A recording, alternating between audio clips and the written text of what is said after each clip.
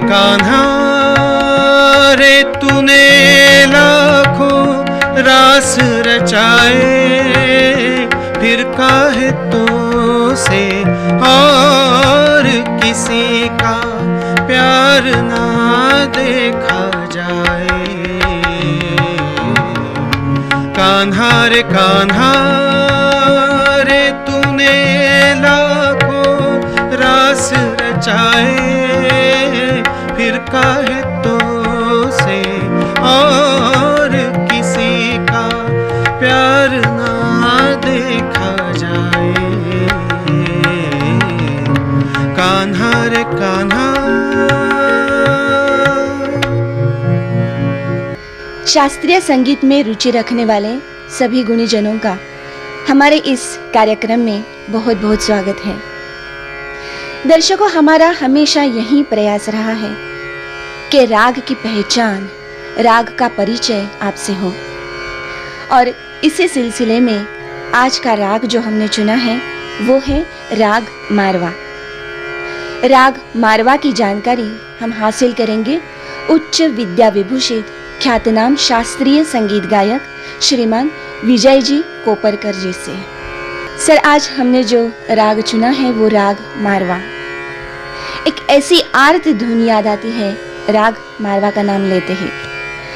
राग मारवा का जो प्रधान स्वर समूह है जिसे हम आरोह अवरोह कहते हैं, वही शास्त्रीय संज्ञा है, तो उसी के बारे में हम जानना चाहेंगे।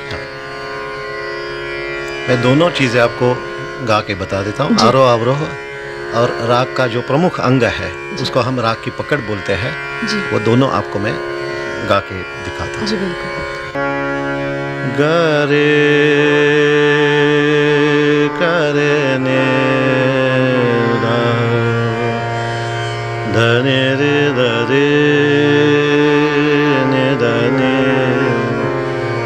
रे सा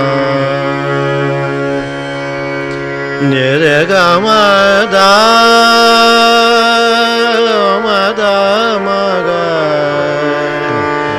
रे गा मा दा ni da ma da ni re ra ni da ni ma da sa ni re ra ra ni da ni ma ni da da ma ga re re ga ma da dha ma ga re ga ma ga re ga re ne da da ne re da re sa। खाली उसका आरोह अवरोह ने रे गा मा दा मा दा नि रे रे सा सा नि रे रे नि रे नि दा दा मा गा रे ने दा रे सा। तो इसमें पकड़ और आरोह अवरोह में फर्क क्या हुआ?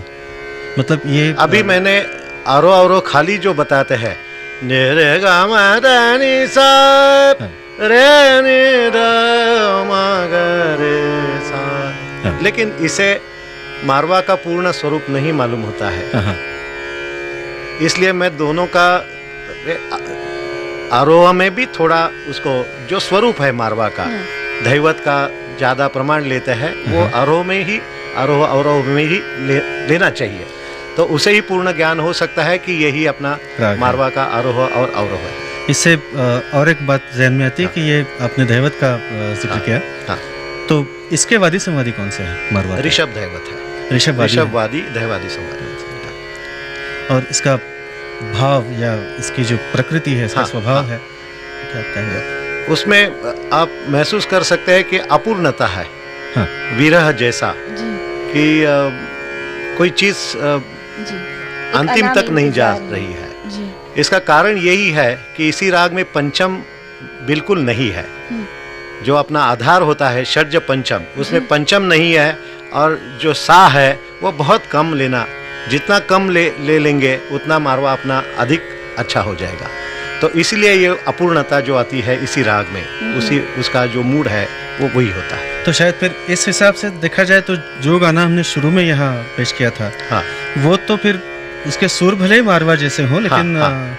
नहीं, लेकिन वो फिल्मी गाना है, उसमें थोड़ी मिलावट होती है, क्योंकि हाँ। शुरुआत ही उसमें षड्ज में थी, हाँ। और शायद फिर अभी आरोह अवरोह में जो नहीं आया था वो भी हाँ, एक सुर इसमें वो शायद। भी सुर उसमें आते हैं, लेकिन फिल्मी सॉन्ग में वो अलाउड है, वो उनके मूड के लिए वो लेते हैं, लेकिन अपना शास्त्रीय संगीत में ये वो नहीं होता। वो नहीं होता।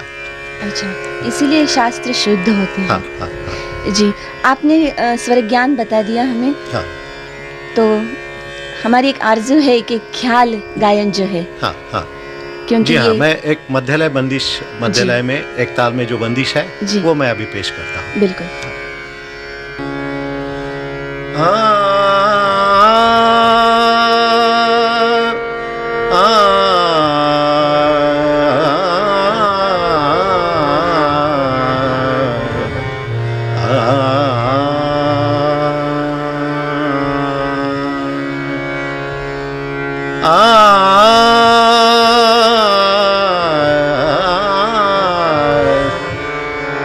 हो गुनियान मेरा, हो गुनियान मेरा, हो गुनियान मेरा, गावो बजाओ, गावो बजाओ, सप्त सुरन के भेद सब मिल बखाने, हो गुनियान मेरा, हो गुनियान, हो गुनियान मेरा, गावो बजाओ, गावो बजाओ, सप्त सुरन के भेद सब मिल बखाने, हो गुनियान मेरा, हो गुनियान, रे ग म रे नि द नि म रे नि, म रे नि रे नि रे नि म द द म ग रे सा, ओ गुनियान, गुनियान सब होता नाही, गुनियान सब होता नाही, गुनियान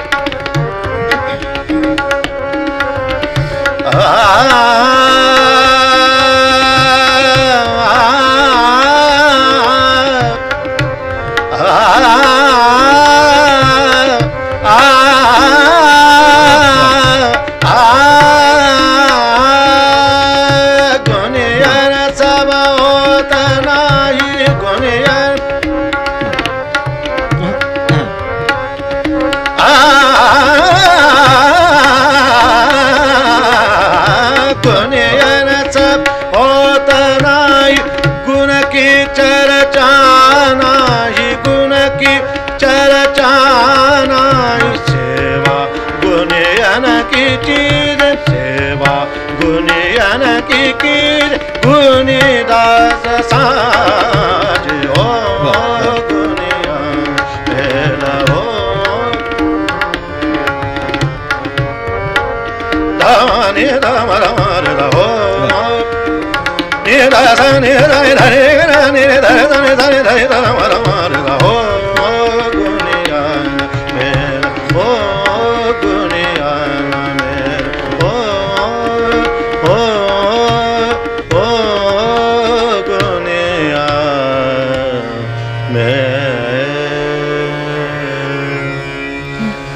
बहुत अच्छा, क्या बात है। अच्छा विजय जी, ये मध्य लय की बात हुई, तो लय के प्रकार क्या क्या हैं और उनका महत्व क्या है, उनका रिश्ता कहाँ तक है? हाँ, हम जब भी राग पेश करते हैं तो शुरुआत में उसको राग का जो सुर है, सुर का भाव है, और वो राग का जो स्वरूप है, सुर के माध्यम से उसका जो भाव आविष्कार है, वो करने के लिए हम आलापी जो करते हैं, आलाप लेते हैं और सुर के हिसाब से उसको सजाते हैं जी। तो उसके लिए हमें ज़रूरत होती है, ताल की ज़रूरत उतनी होती नहीं, क्योंकि उसको सुर को इम्पोर्टेंस है। या शायद यूँ तो कहा जाए कि दो हाँ, मात्राओं के बीच अधिक समय की हमें ज़रूरत होती है, क्योंकि उसको विलंब पद बोलते हैं हम, अच्छा। कि वो कम लय में उसमें ख्याल बोलते हैं। विलंब। ख्याल यानी हमारे जो विचार है उसी राग के अनुसार वो हम कम लय में आलापी के माध्यम से वो राग का पूरा आविष्कार हम करते हैं। जी। ये होने के बाद हमें थोड़ी लय बढ़ाने की ज़रूरत होती है, क्योंकि स्वर, लय और शब्द, उन्हीं तीनों के माध्यम से हम वो राग का आविष्कार और आगे कुछ जी। लेना चाहते हैं। वो पूरा होने के बाद उसमें बोलांग आता है, उसमें सरगम आता है, थोड़ी सी कम लय में तान का प्रकार भी आता है, और उसके बाद हम लय बढ़ा के उसको द्रुत लय में, द्रुत लय में तान का आविष्कार होता है। उसका राग का जो पूर्ण जो स्वरूप है वो तब पूरा होता है। ये सबके लिए सब लय का हमें, यानी कम लय, मध्यम लय और द्रुत लय, उसका हम यूज करते हैं। जी। यानी अगर चावल ली जाए तो उसका राजमा के साथ भी चावल बनेगा, उसका पुलाव भी बनेगा, उसकी बिरयानी भी बनेगी, उसका उसकी कोई मीठी डिश भी बन जाएगी। बिल्कुल। तो चावल के सभी गुण उसमें आ जाएंगे। हाँ, ये मारवा के बाद बारे में हो रहा है। तो मध्यलय के बाद फिर जो द्रुत आएगी, द्रुत बंदिश है, वो सुनाई। हाँ, बोला न बिना कबा हूँ, ये द्रुत तीन ताल में जो बंदिश है वो मैं अभी पेश करता हूँ। बोला न बिना कबा चना, बोला न बिना कबा चना, बोला न बिना कबा चना, बोला न बिना कबा चना, नयन भारत प्यारा बाजो चा रस हावे माँ, बोला न बिना कबा चना, बोला न बिना कबा चना, बोला न बिना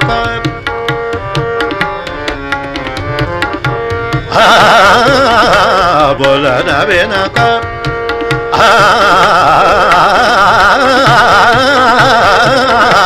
बोला न बिना चना, बोला न बिना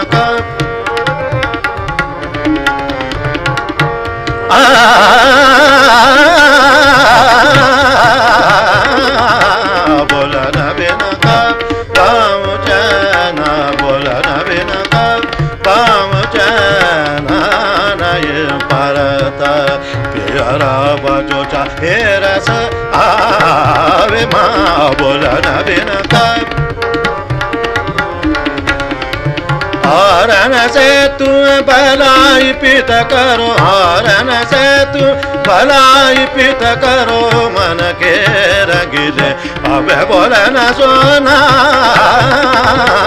बोला न बिना पाम चना, बोला न बिना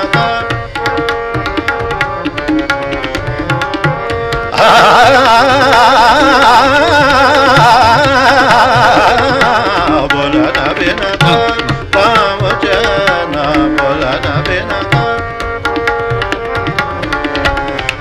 हरण से तू भलाई पित करो, हरण से तू भलाई पित करो, हरण से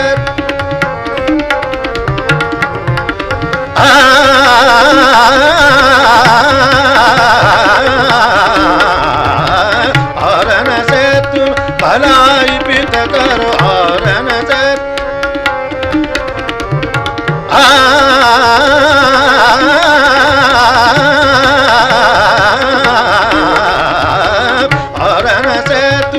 भलाई पीठ करो मन के रंगीन अब बोला ना सो ना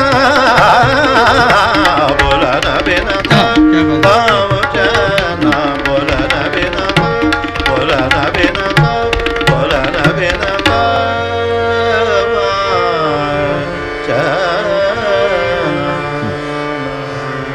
क्या बात है, वाह वाह। सर अभी हमने जो किया वो लय विचार था, यानी कि लय, उसकी ज़रूरत, भावाभिव्यक्ति के लिए उसकी ज़रूरत क्या है, ये आपने बताया।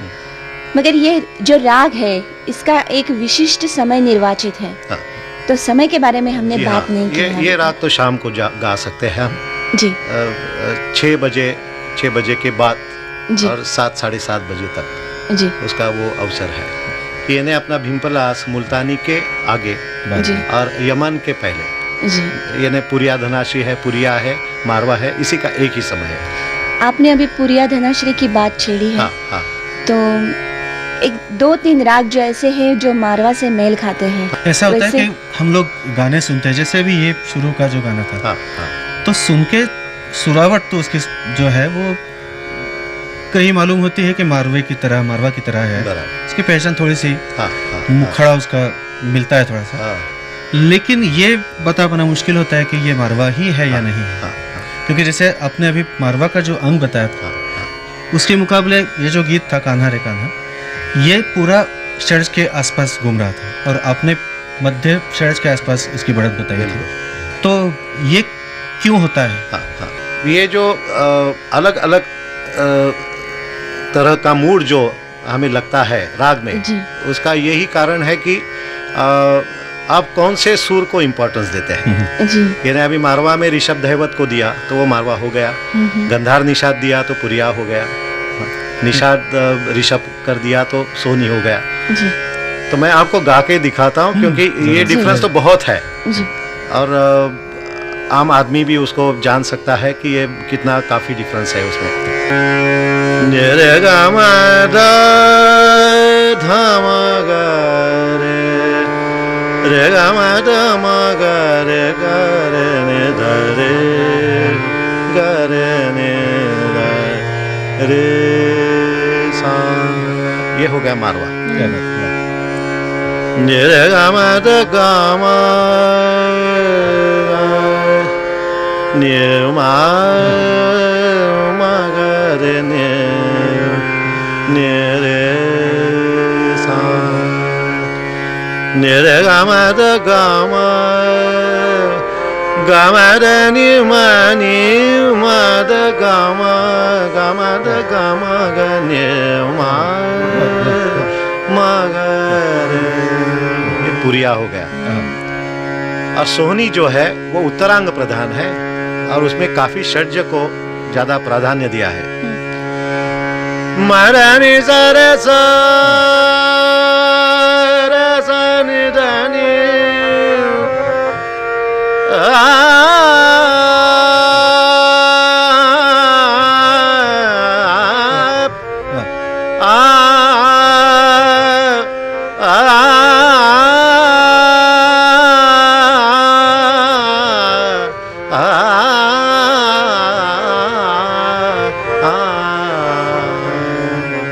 ये राग सोनी हो गया।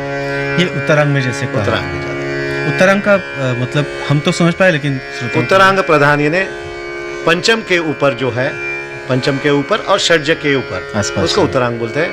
और षड्ज और ऊपर का षड्ज उसमें मध्य बोलते हैं। अच्छा, पंचम के नीचे अगर उसको पंचम प्रधान। ज्यादा अहमियत हो तो हाँ, पूर्वांग प्रधान। पूर्वांग प्रधान। तो इस हिसाब से मारवा और पुरिया को क्या हो गया? पूर्वांग प्रधान है। दोनों पूर्व हाँ, प्रधान। हाँ, हाँ। लेकिन ऋषभ धैवत और मध्यम निषाद के अहमियत की वजह से उनके या उसका स्वभाव बदल न्यास गया। न्यास बदलने के वजह से, और वो फ्रेजेस भी बदलती है उसका, इसी वजह से वो अलग अलग रीत से हम उसको आविष्कार करते हैं। जी। तो ये मारवा से मेल खाते राग आपने बताए, हाँ। फिर से आ जाए मारवा के दौर में। हाँ, वही। हाँ, हाँ, हाँ, और अभी आपने जो लय की बात छेड़ी थी, हाँ। तो द्रुत लय में एक बंदिश सुनना जरूर पसंद करेंगे हम लोग। मैं तो कहूँगा कि ये जो 3 ताल में अभी अपने बोलो न बिना जी हाँ, कबहू जी सुना हाँ, हाँ, उसका मतलब अब लय की जो बात हो रही हाँ, है, हाँ, ऐसे हो सकता है कि ताल बदल दिया जाए हाँ, हाँ। और बंदिश उस नए ताल में गाई जी जाए। हाँ, जी हाँ। पहले मैंने ये बंदिश 3 ताल में जो गाई है, हमारे गुरुजी वसंतराव जी देशपांडे उसको एक ताल में गाते थे। क्या बात है। हाँ, और वो थोड़ा द्रुत एक ताल में गाते थे। वो उसी ढंग से मैं एक ताल में आपको यही बंदिश बोलन बिन कबहू गा के दिखाता हूँ। जी, और बंदिश सुनने से पहले आपका बहुत बहुत धन्यवाद। और क्यों ना इसी आविष्कार से हम आज के एपिसोड का समापन करें। जी हाँ। बोलन बिन काबोचन, बोलन बिन काबोचन, बोलन बिन काबोचन नहीं परत पियरवा जो चाहे रस आवे माँ। बोलन बिन काबोचन, बोलन बिन काबोचन, बोलन बिन काब हरण से तू भलाई, हरण से तू भलाई पीत करो मन के रंगीले हमें बोला न सोना। बोला न बिन काबोचन, बोला न बिन कब, बोला न बिन कब, बोला न बिन कब।